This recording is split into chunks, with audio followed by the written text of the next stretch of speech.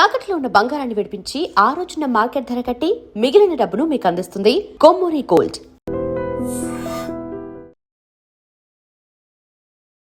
నమస్తే అమ్మా. నమస్తే అమ్మా. అమ్మ, హోలీ రోజున హోలికా దహనం చేస్తారు. అలానే ఇదివరకు రోజుల్లో రసాయనాలు లేని రంగులు రాసుకునేవారు. సరే, ఇప్పుడంటే కాలానుగుణంగా మారిపోతా ఉంది. అంటే పండుగలన్నీ కూడా ఇప్పుడున్న కాలాన్ని బట్టి మనం అందరం జరుపుకుంటూ ఉన్నాం. అసలు ఇదివరకు రోజుల్లో ఎలా జరుపుకునేవారు? హోలికా దహనం అసలు ఎందుకు చేసేవారమ్మా? దీని వెనకాల ఏమైనా ప్రత్యేకమైన ఏమైనా కథ ఉందా? ఉందనే చెప్తారమ్మా. హిరణ్యకశిపుడికి సోదరి హోలిక. ఆవిడికి అగ్నిలో వెడితే కూడా దహించబడదు అనేటటువంటి ఒక వరం ఉందిట. అందువల్ల ప్రహ్లాదుణ్ణి రకరకాలుగా సంహరించడానికి ప్రయత్నం చేశాడు, విష్ణు భక్తుడు అనేటటువంటి కారణంగా. అంటే ఎలా ఉంటుందో, ఒక భక్తులైనటువంటి వాళ్ళు కూడా దేవుడు కూడా నేను పూజించే దేవుడినే నువ్వు పూజించాలి, నువ్వు పూజించే దేవుడు నాకు ఇష్టం లేదు అనే మాట ఎప్పటి నుంచి ఉంది? హిరణ్యకశిపుడు అంతకుముందు నుంచి ఉంది. అంటే ఇట్లాంటి వాళ్ళంతా నా దేవుడిని పూజించకపోతే నిన్ను చంపేస్తాను అన్న వాళ్ళంతా హిరణ్యకశిపుడి జాతి వాళ్ళని మనం చెప్పుకోవచ్చు. కాదమ్మా, దేవుళ్ళలో కూడా నీ దేవుడు ఏంటి, నా దేవుడు ఏంటమ్మా? దేవుడు ఒక్కడేనమ్మా కదా, మరి అనేక రకాల పేర్లు పెట్టుకుంటాం మనం. అదే కదా, పేర్లు ఏకం సత్ విప్రా బహుధా వదంతి.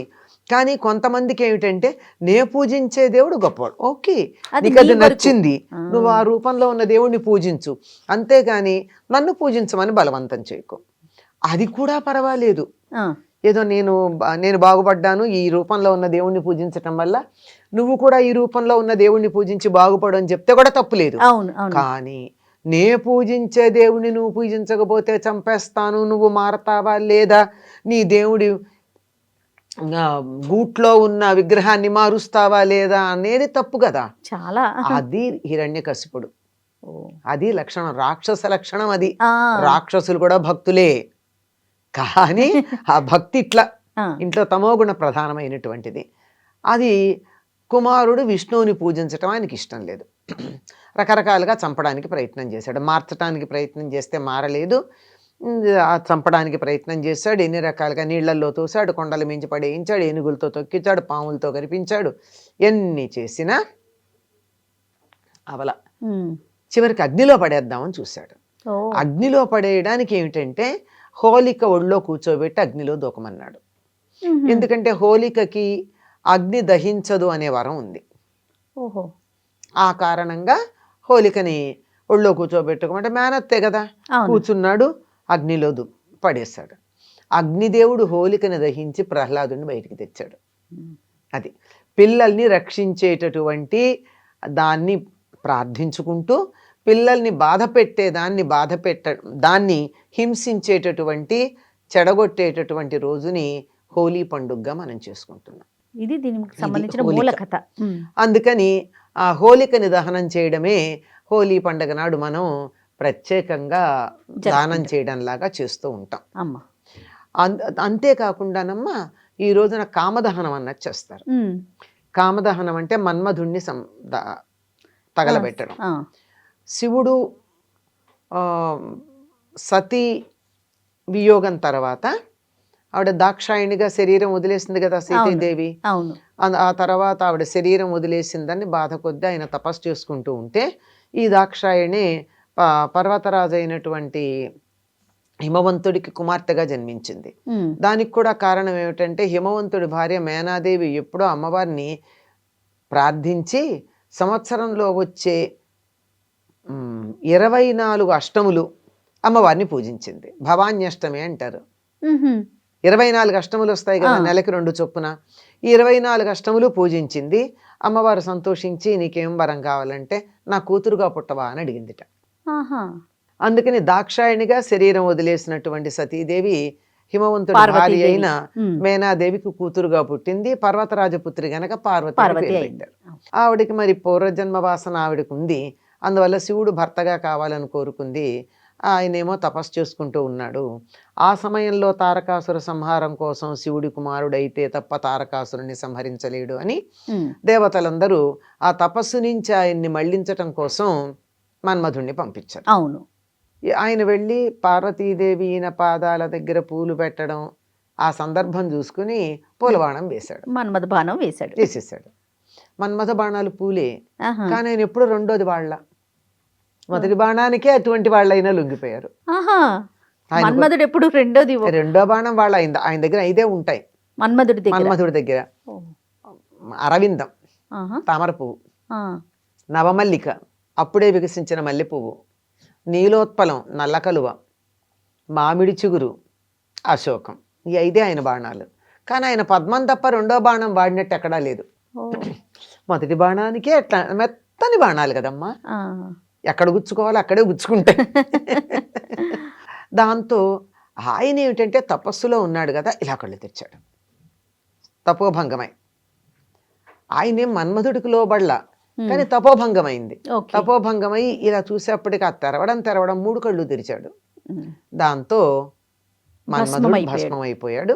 ఇది జరిగినటువంటి రోజు దీన్ని కామదహనం చేస్తాం. ఆ రోజున మనం హోలీ పండుగ ఆ జరుపుకుంటాం. మర్నాడు హోలీ. ఓకే, దహనమైన మరునాడు. మర్నాడు ఉమ్. ఎందుకు అంటే పెళ్లి చేసుకునేటప్పుడు పిచ్చి కోరికలతో చేసుకోకూడదమ్మా. ఉమ్. ఆ కామం దాటితే ఉండేది ప్రేమ. కామాన్ని తగలబెట్టండి, ప్రేమ ఉంటుంది. Yes, super. ఇవాళ అందంగా ఉన్నారని ఒకళ్ళనొకళ్ళు చూసి ఇష్టపడి ఉమ్. కాముకులై పెళ్లి చేసుకుందాం అనుకుంటారు. రేపొద్దున ఏదో కారణంగా అందం పోతే కదా, మరి లౌకికమైన భౌతికమైనటువంటి ఆశలకు లోబడి కోరికలకు లోబడి వివాహాలు గనక చేసుకున్నట్టయితే ప్రేమలు నిలవవు. నిలవవు. ఎస్. కనుక మీరన్నట్టు శాశ్వతమైన ప్రేమ కావాలంటే ముందర కామం దహించాలి, ఆ తర్వాత ప్రేమ ఉండాలి. చూడండి అమ్మా, 40 ఏళ్ళు అయింది పెళ్ళయి అంటే వాళ్ళకి 60-65 ఏళ్ళు ఉంటాయి. ఎంత ప్రేమగా ఉంటారమ్మా. వాళ్ళ మధ్య శృంగార సంబంధమైనటువంటి బంధం ఉందని అనుకుంటామా? అస్సలు. కానీ నిజమైన ప్రేమ అప్పుడు ఉంటుంది. ఒకళ్ళ కోసం ఒకవేళ ఊరెడితే మా ఆవిడకి పాపం సమయానికి కాఫీ పడకపోతే చికాగ్గా ఉంటుంది, ఇచ్చారో లేదో అని ఈయన అనుకుంటాడు. ఆయన సమయానికి అన్నం తినకపోతే నీరసపడతాడని ఆవిడ అక్కడ దిగులు పడుతూ ఉంటుంది. అది ప్రేమ. అంతేగాని లౌకికమైన ఆకర్షణలు, అలంకారాలు చేసుకుని, మంచి మంచి నగలు పెట్టుకుని, మంచి బట్టలు కట్టుకుని ఒకళ్ళనొకళ్ళు ఆకర్షించుకునేది కాదు. ఆకర్షణ దాటితే ప్రేమ ఉంటుంది అని చెప్పడానికి సంకేతం కామదహనం. అవును. అందుకని దాన్ని దహించాలి. అది జరిగేది హోలీ పూర్ణిమ నాడు. ఎంత చక్కని విషయం అమ్మా. ఆ రోజుల్లో ఎట్లా జరుపుకునేవారమ్మా? రసాయనాలు వాడని పూర్వకాలంలో దీన్ని మదనోత్సవం, కామోత్సవం, వసంతోత్సవం ఇలాంటి పేర్లతో పిలిచేవాళ్ళు.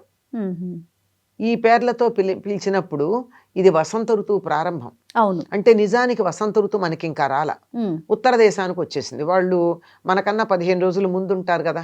అవును.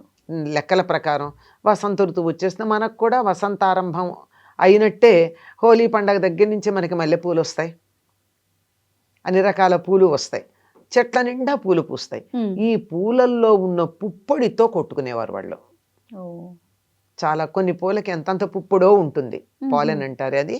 అందుకే ఆ రంగులో ఉండే ద్రవాలే ఎక్కువ కొట్టుకుంటూ ఉంటాం. తర్వాత పచ్చకర్పూరం, మంచిగంధం, కస్తూరి, పన్నీరు, వీటితో పిచికారి చేసుకుని రంగులు కొట్టుకునేవాళ్ళు. అంతేకాకుండా ప్రత్యేకంగా కొన్ని రకాల పుష్పాలు ఉన్నాయి, ఈ ఋతువులోనే పూస్తాయి. ఇంతంత పుష్పాలు ఉంటాయి అవి. కొన్ని మోదుగా ఒకటి, మరొకటి ఇంకొకటి రెండోది, దాని పేరు నాకు బాగా గుర్తులేదు. వీటిని తీసుకొచ్చి ముందు రోజు రాత్రి నీళ్లలో వేస్తారు. ఉదయానికి కలర్ వస్తుంది, రంగు వచ్చేస్తుంది. ఆ రంగు నీళ్లు కొట్టుకుంటారు. వీటి వల్ల ఏ రకమైన హాని ఉండదు. గంధం కొట్టుకున్నారనుకో ఒంటికి చల్లదనం హాయిగా ఉంటుంది. పుప్పొడి కొట్టుకున్నారనుకో హాయిగా ఉంటుంది. పన్నీరు, ఇవన్నీ శరీరానికి ఆనందం కలిగించేవే కదా. అవును అవును. ఇలాంటి వాటితో ఒకళ్ళనొకళ్ళు చక్కగా పిచికారీ చేసుకుని ఆనందంగా కాలాన్ని గడపటం. ఇంకా వసంత ఋతువు వచ్చేసింది, ఇక మన్మధుడు విజృంభిస్తున్నాడు కనుక దీన్ని మన్మథోత్సవంగా కూడా చేసుకుంటామని కొన్ని కావ్యాల్లో ఈ మదనోత్సవానికి సంబంధించిన విశేషాలు కూడా కనపడతాయి. ఏమిటమ్మా అవి? అంటే వాళ్ళు చక్కగా మామిడి తోటలకు వెళ్ళి, మామిడి చెట్లు అప్పుడే చిగురించి పూలు పూస్తూ ఉంటే, ఎక్కడన్నా ఉంటే పింద ఉంటుంది, లేకపోతే లేదు, ఆ చెట్ల కింద కూర్చుని పుప్పొడితో ఒకళ్ళనొకళ్ళు చక్కగా అక్కడే మన్మధుడిని రతీదేవిని పెట్టుకుని వాళ్ళిద్దరిని పూజించి ఆ తర్వాత విలాసంగా ఆ తోటలన్నీ తిరుగుతూ ఒకళ్ళపైన ఒకళ్ళు ఈ వసంతం చల్లుకుంటారు. దీన్ని వసంతం అని పేరు. వసంతం ఏమిటి అంటే వసంత ఋతువులో వాడేటటువంటి ద్రవం గనక దానికి వసంతం అని పేరు. అది ఇలా. రైట్ అమ్మా, చాలా సంతోషం. పండగ గురించి పూర్తిగా అంటే చాలా చాలా కొత్త విషయాలు ఏ విధంగా జరుపుకునేవారు, చాలా మంచి సమాచారం అమ్మా. నమస్తే. నమస్తే అమ్మా. And for more videos, Please subscribe to iDream. Please subscribe to iDream. Please subscribe iDream. And please subscribe to iDream. For more videos, subscribe to iDream. please like, share and subscribe to the channel. Congratulations, iDream. Subscribe to iDream. Subscribe to iDream. So subscribe to iDream Media.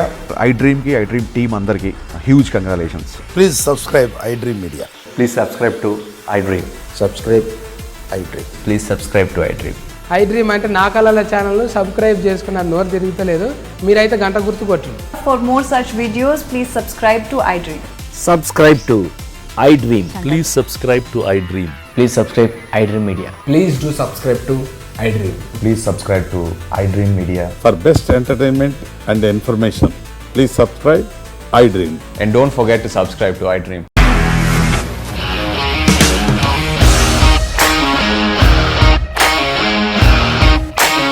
ఇండస్ట్రీలో commitment issues వస్తే నీకు కూడా వచ్చినట్టు morning తీసుకెళ్ళాలంటే కొట్టి పడేసాడు.